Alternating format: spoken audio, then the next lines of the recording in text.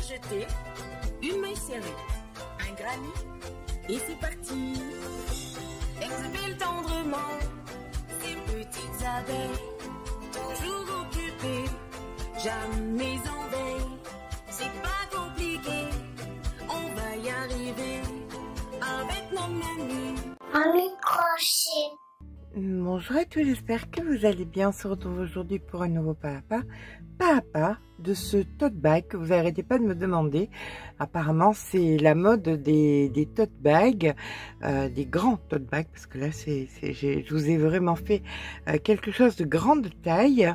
Donc un tote bag hyper facile à faire, fait en Greta. Pourquoi? Bien parce que tout simplement ça donne un côté naturel, bohème.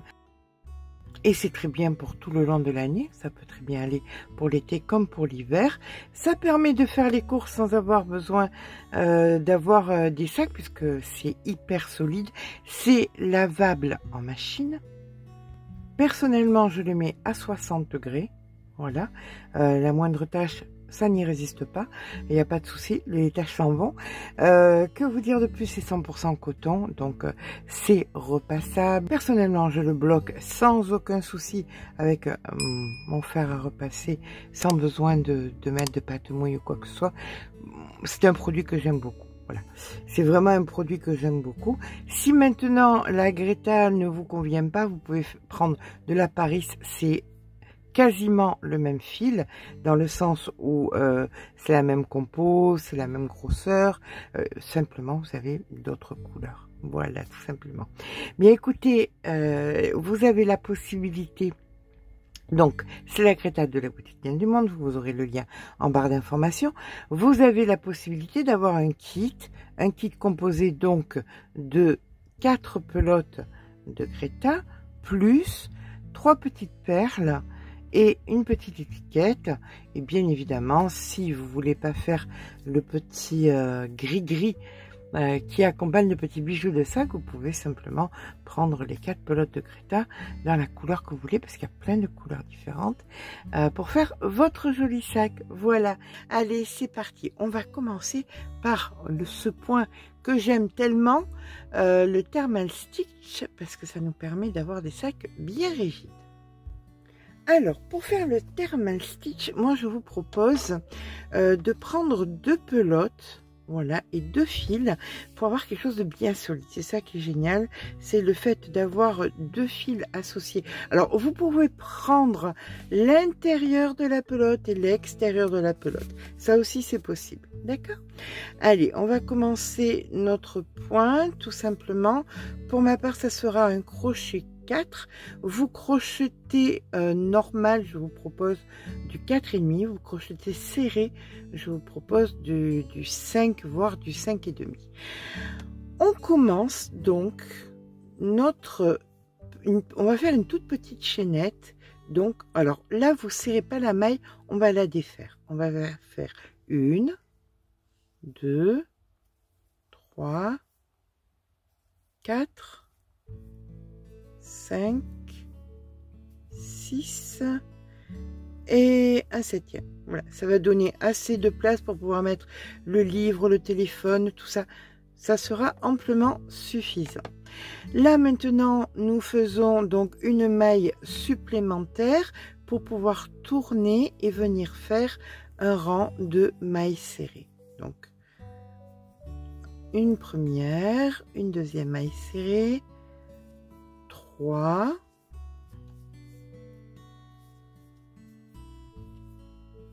4, 5,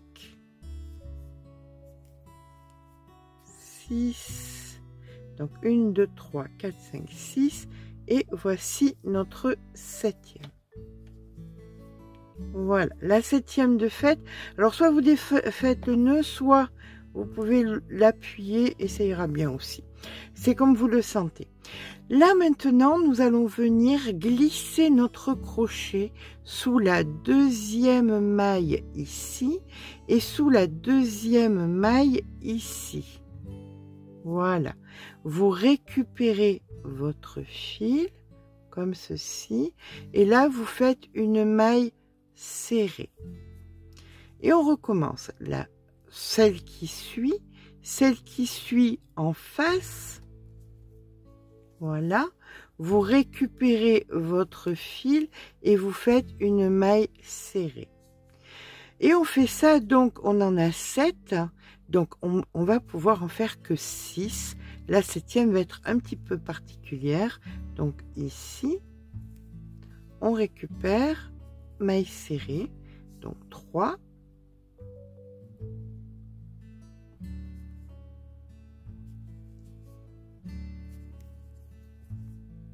4.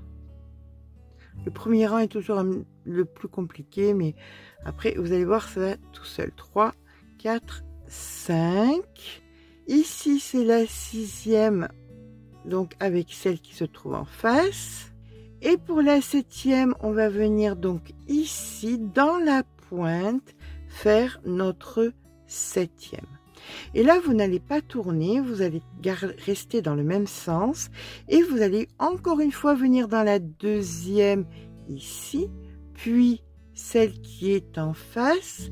Et on vient faire notre maille serrée. On continue. La 2e ici, celle qui est en face et la maille serrée.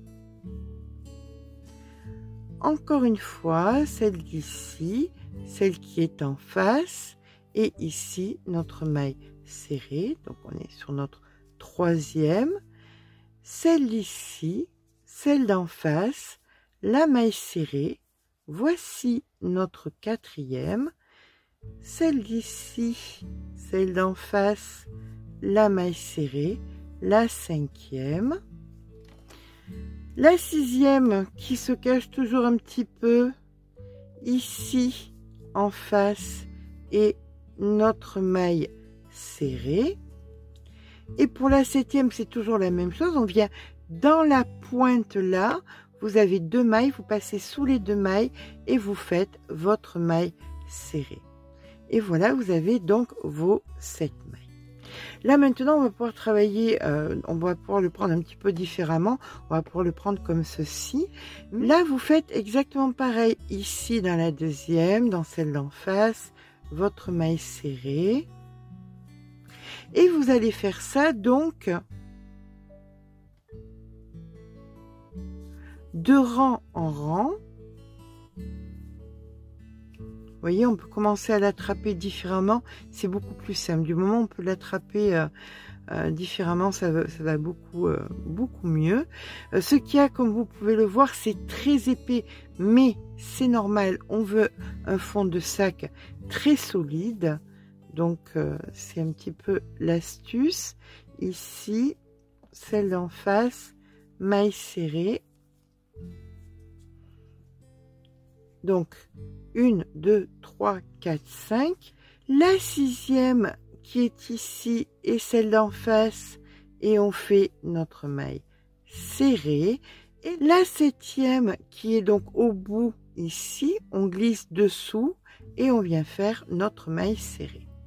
Voilà, vous avez donc vos 7. Vous voyez la belle épaisseur, ça fait quasiment 1 cm d'épaisseur. Et ça, eh bien écoutez, vous allez continuer exactement pareil. Plus les rangs avancent, plus ça va être, vous voyez, ça va être simple à faire. Moins vous allez, c'est le début, hein, c'est un petit peu toujours pareil, les débuts sont toujours un petit peu compliqués. Là, maintenant, vous allez voir, ça va être d'une simplicité incroyable, très agréable à faire. Et attention, c'est quand même assez addictif.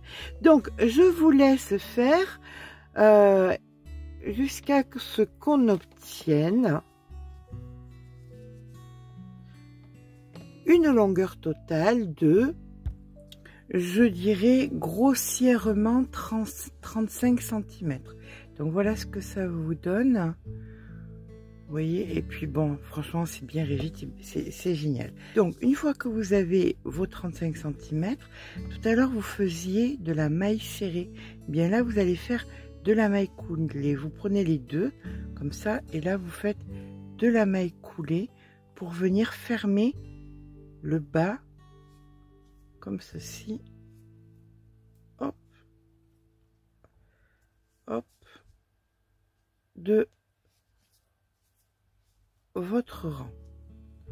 Je vous retrouve à la fin de notre rang.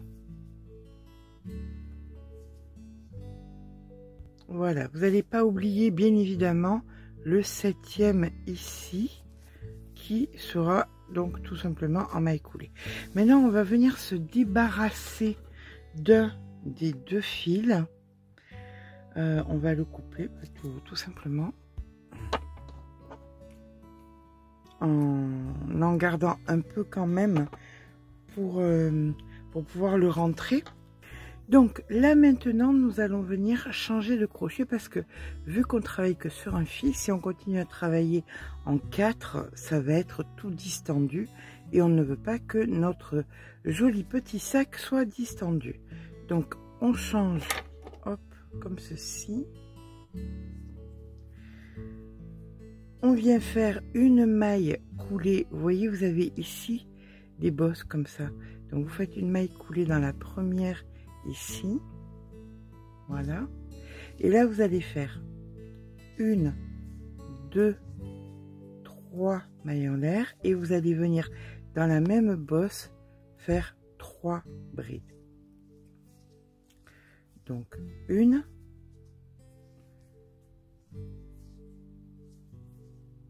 2 et 3. Alors je sais que les 3 mailles en l'air, ça va vous perturber un petit peu, parce qu'on dirait qu'il y en a 4. Mais en fait, regardez, vous voyez ici, vous avez que 1, 2, 3 mailles. C'est ça qui nous intéresse.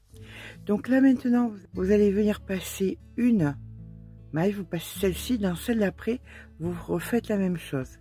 Voilà, vous faites 3 brides. Donc, 1,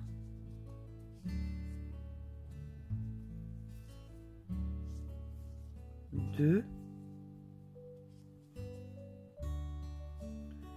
et 3. Et vous allez faire ça, bien écoutez, sur la totalité de votre rang. Vous avez des petites bosses là. Voilà, ici. Et bien vous en passez une et dans celle d'après, vous faites 3 brides. On se rejoint donc à la fin de notre longueur et on appréhende la suite ensemble. Donc voilà, quand vous arrivez en fin de rang, alors peut-être que pas, vous tomberez juste. Vous voyez, moi ça me permet de tomber juste, mais ce n'est pas grave puisque l'important étant de simplement décaler d'un point pour pouvoir faire nos 3 brides. Donc là je fais nos 3 brides, hop, 2 et 3.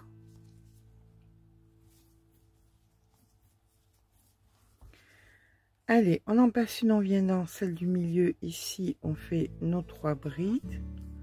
Donc, 1, 2 et 3.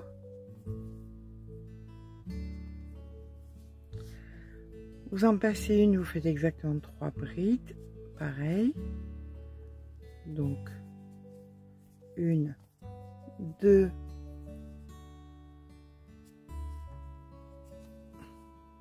3. Et là, dans la dernière, ici, vous venez faire vos 3 brides. Donc 1, 2 et 3. Toujours pareil, hein, les fils qui traînent comme ça, on les rentrera après, il n'y a pas de souci. Et là, vous refaites exactement ce que vous avez fait de l'autre côté. Vous allez venir passer donc cette maille et dans celle d'après, vous faites vos 3 brides. Voilà. Allez, on se retrouve en fin de rang. Quand on a fait chaque fois, on passe une maille, on fait 3 brides, on passe une maille, on fait 3 brides. À tout de suite. 2 et 3. Et voilà, on a terminé notre rang. Maintenant, on va venir sur les 3 premières brides. Donc, sur la première ici, vous faites une maille coulée. Et ça, vous le ferez sur tous les rangs, hein. Donc, c'est à noter de façon, pour faire ça de façon répétitive. Donc, une maille coulée sur la première maille. Vous venez dans la deuxième maille, vous faites une maille coulée. Et quand vous êtes sur la deuxième maille, vous refaites vos 3 brides. Donc 2 mailles en l'air et 3 brides ici. Donc 1, 2, 3. Vous venez ici, vous avez 3 brides. Et bien dans la centrale, ici, vous faites vos 3 brides et vous allez faire ça sur tous vos petits paquets de 3 brides. Vous ne ferez vos 3 brides que sur la centrale. Voyez, comme ceci. Donc, quand vous arrivez en fin de rang, vous faites vos 3 brides ici, maille coulée pour arriver à la centrale et vous repartez. Et ce jusqu'à ce qu'on arrive à peu près à une hauteur de, voilà, à peu près 30 cm. Donc, maintenant que nous sommes sur, alors j'enlève mes pinces, hop, sur un côté, voilà, on vient s'arrêter sur le côté ici. On va venir mettre, vous allez compter donc vos rangs, vos colonnes. Voilà, vous comptez vos colonnes et vous faites en sorte d'en avoir le même nombre d'un côté et de l'autre. Et au milieu, grossièrement, vous en gardez 2, 4, 6, 8, 10. Voilà. D'un côté et de l'autre, vous faites la même chose et vous mettez donc des marqueurs. D'accord? Et là maintenant, par contre, vous allez faire des mailles serrées dans chaque maille que vous allez rencontrer. Et ce, sur 3 rangs. D'accord? Je vous rejoins donc dans 3 rangs en ayant fait. Alors, quand vous faites votre rang complet, tac, tac, vous arrivez ici, maille en l'air, vous repartez et on aura les 3 rangs. Moi, personnellement, je vais venir travailler en jersey, c'est-à-dire que je vais venir piquer à l'intérieur du V ici. Vous voyez, et non pas dans la maille, ce sera juste un petit peu plus joli. Mais vous faites comme vous le sentez. Et bien voilà, une fois que nous avons fait nos 3 rangs, là maintenant nous allons venir faire donc la maille en l'air et on va repartir. Donc pour ma part c'est toujours en jersey. Je vais pas repartir jusqu'au marqueur. Voilà. Alors, pas sur le marqueur, mais juste le point qui est après le marqueur. Donc, je vous rejoins au marqueur. Alors, si vous n'avez pas fait du jersey, ben, avec vos mailles normales.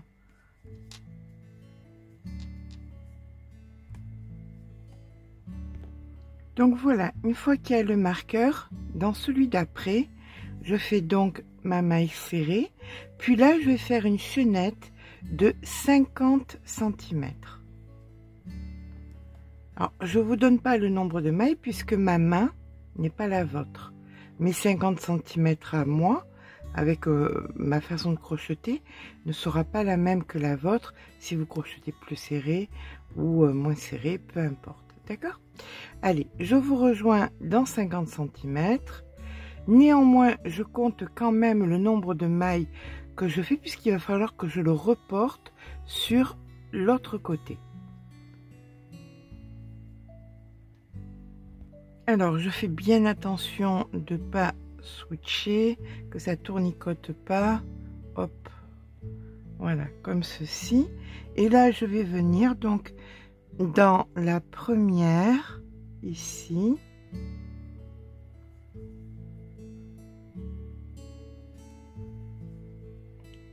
Comme ceci, et je repars jusqu'à arriver de l'autre côté au premier marqueur.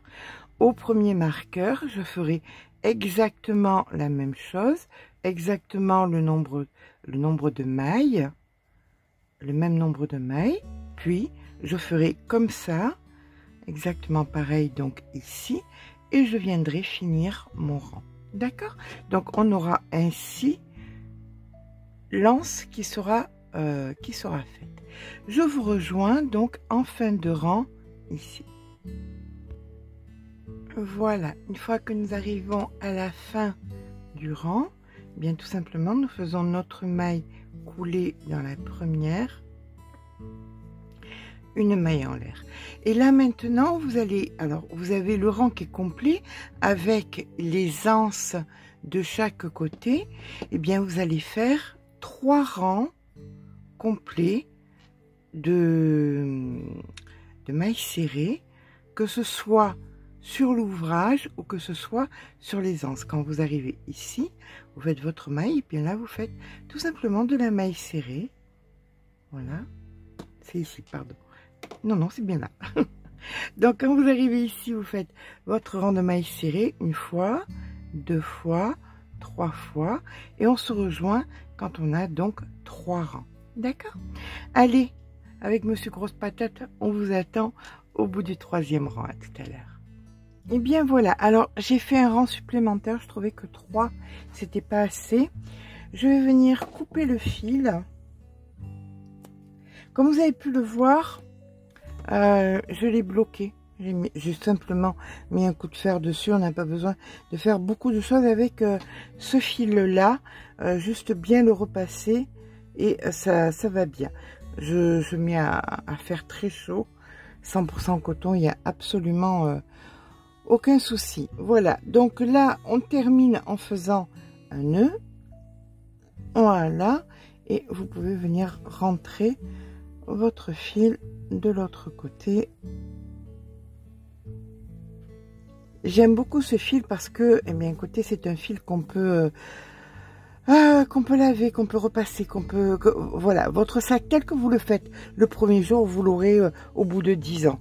Voilà, laver, repasser, impeccable. Et puis bon, comme ça n'a pas de, c'est pas marqué au niveau du temps, un tote bag, c'est un tote bag, d'autant plus que maintenant plus de plastique. Donc voilà, c'est le genre de choses. Alors je vais vous donner les dimensions. Vous allez voir que c'est quand même de belles dimensions. Nous avons là donc 43 cm et demi sur une hauteur utile de 35. C'est plus qu'appréciable. Nous allons faire maintenant un petit gris-gris, qui sera composé. Alors j'en ai déjà fait 2, vous voyez, de 3. Voilà, on va faire 3 petits motifs comme ça. On va mettre des petits pompons avec des petites perles. Ça va être super joli. Alors, un crochet plus petit. Carrément, je suis descendue en 2,5, un cercle magique,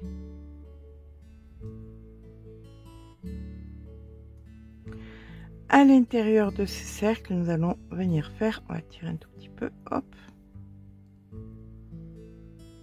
donc 2 mailles en l'air, le fil sur le crochet, on vient piquer une fois, 2 fois, donc c'est l'équivalent de 3, et là on fait un jeté, puis 1, 2, 3 mailles en l'air, et ça on va le faire 8 fois.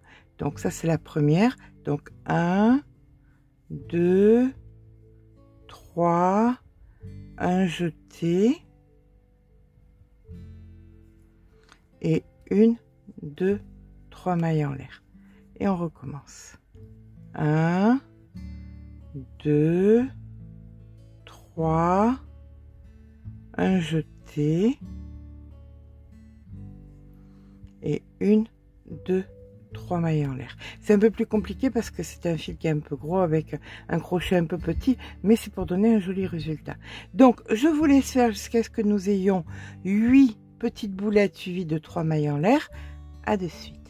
Donc voilà, on a bien 8, 1, 2, 3, 4, 5, 6, 7 et 8.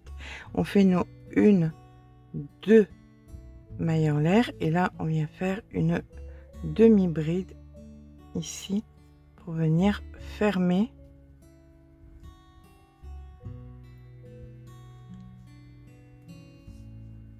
comme ceci.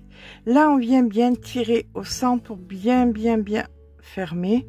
Encore un avantage du fil, c'est un fil qui est méga solide. Donc, il n'y a pas grand chose à craindre. Là, nous allons faire à présent donc 1, 2, 3 mailles en l'air, comptant comme une bride, plus 3 brides. 2 brides, pardon. Une. On fait donc la deuxième bride qui compte donc pour 3 brides. D'accord? Là, on fait 3 mailles en l'air. 1, 2, 3. Et dans l'espace suivant, on fait une maille coulée. On repart avec 3 mailles en l'air. 1, 2, 3. Et là, c'est un angle. Donc, dans les angles, on fait 3 brides. 1, 2, 3, un picot, 1, 2, 3. On vient ici, on récupère le fil pour fermer donc notre picot et on refait 3 brides au même endroit. Donc 1, 2 et 3. Voilà ce que nous obtenons. On recommence 3 mailles en l'air, 1, 2, 3. Au milieu ici, une maille coulée. 3 mailles en l'air, 1, 2, 3. 3 brides dans l'espace d'après. Donc 1, 2, 3. Un picot. 1, 2, 3. On pique, on récupère notre fil et on vient faire dans le même espace 3 brides. Donc 1, 2, 3.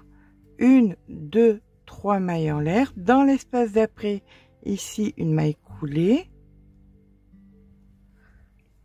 3 mailles en l'air, 1, 2, 3. On recommence 3 brides, picot, 3 mailles en l'air, 3 brides, 1, 2, 3, picot.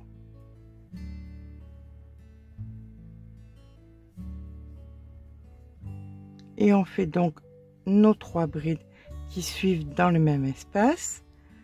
Donc 1,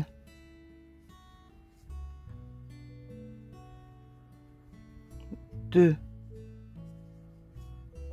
3, 1, 2, 3 mailles en l'air, dans l'espace maille coulée,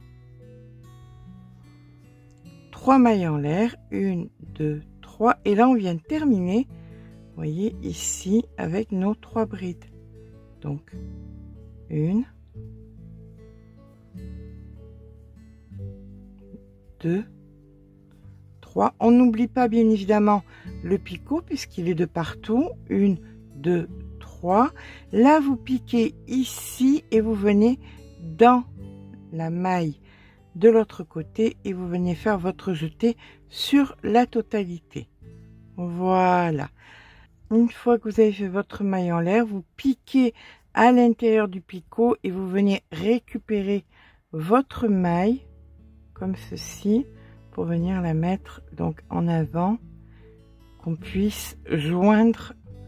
Voilà, vous voyez, voilà ce que nous obtenons. Ça, bien évidemment, vous allez le rentrer avec une aiguille et là on va venir faire 1, 2, 3. Vous allez joindre, alors vous en faites pareil, vous voyez, vous en faites 3, mais vous les mettez à des hauteurs différentes. Donc, à vous de voir à quelle hauteur vous voulez mettre. Voilà, on va dire une plus basse. Là, les deux là, elles vont là. Donc, elle à peu près ici, grossièrement ici. On va même en faire 2 ou 3 de plus. 1, 2, 3. Voilà, là c'est bon. Là je peux me mettre où j'ai joint déjà les deux premières. Alors pour les joindre, c'est pas compliqué, hein. Vous venez dans les mailles et vous faites des mailles coulées. Voilà.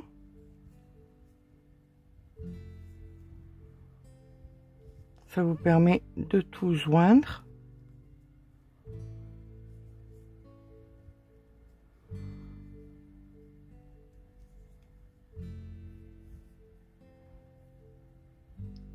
Voilà, ça c'est ce qui me restait donc de l'autre. Ici. Comme ceci. Et là, bien écoutez, on va continuer. 1, 2. On va faire donc de quoi attraper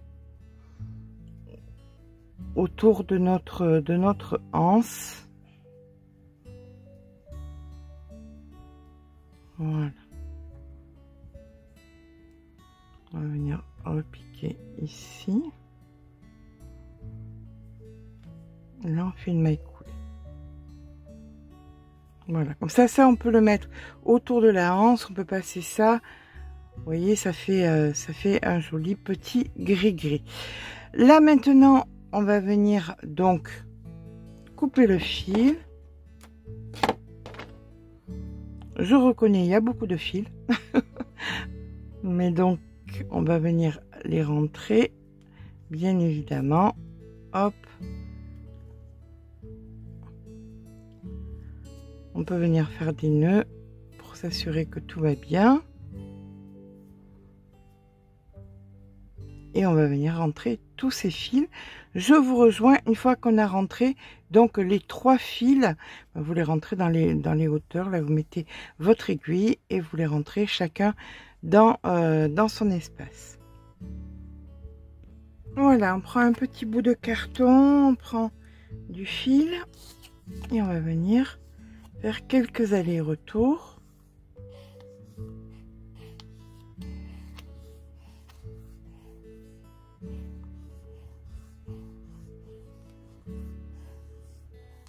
Voilà, hop, on coupe,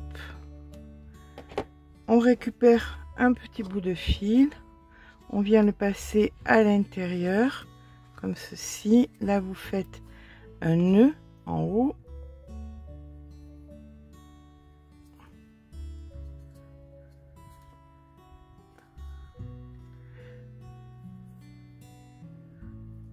Une fois que le nœud est fait, vous allez venir mettre votre perle. Alors si vous n'arrivez pas à l'attraper, c'est pas compliqué, on met le crochet et avec le crochet ça passe tout seul. Voilà. Et là vous allez venir tirer pour faire glisser la perle, vous voyez. Hop. Comme ceci. Là, on peut couper. Et vous couperez à la hauteur que vous voulez. Hein. Alors, vous faites 3 fois ça. On est bien d'accord. Une fois que votre joli petit pompon est fait, le fil que vous avez utilisé en 2 pour faire le nœud, bien, vous allez le passer dans le picot du bas.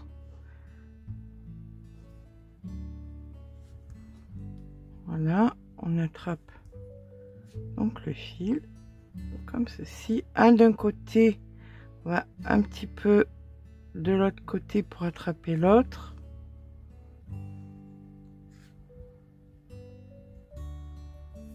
Voilà. Et là, vous allez faire un bon double nœud. Un peu souple pour que le pompon puisse bien pendre. Donc n'hésitez pas, 3-4.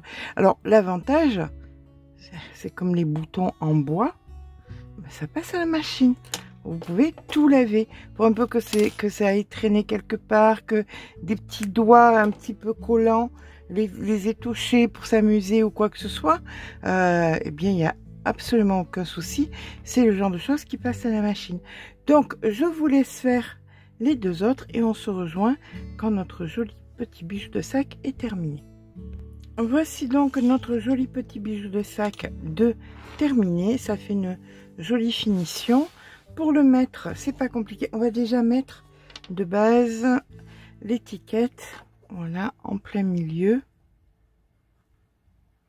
Bien évidemment, vous avez l'habitude. Je vais la coller. Et une fois notre étiquette collée, mais tout simplement, on va venir positionner notre petit bijou de sac, par exemple ici. Voilà, et là vous allez venir tout faire passer à l'intérieur de la ganse. Alors voilà, on va faire ça un par un. Ce sera beaucoup plus facile. Voilà, et de 1. Et de 2.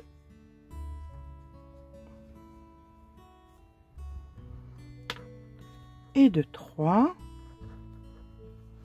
Pour le défaire, ce sera pareil, hein, vous écarterez la ganse et vous les ferez de la même façon sortir. Donc voilà le premier, voici donc le deuxième.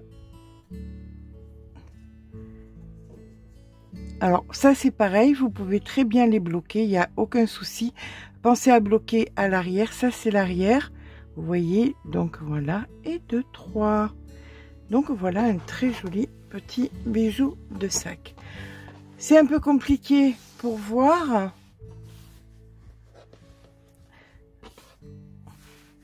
Et je suis sûre que c'est un très grand sac, un très joli sac. Pour ça, je pense que le mieux c'est que je vous fasse des photos. J'espère que ce petit pas à pas vous aura plu. Si c'est le cas, n'hésitez pas à mettre un petit pouce en l'air, ça fait toujours plaisir. N'hésitez pas à vous abonner à la chaîne aussi. Et puis je vous dis à très vite pour un nouveau tuto.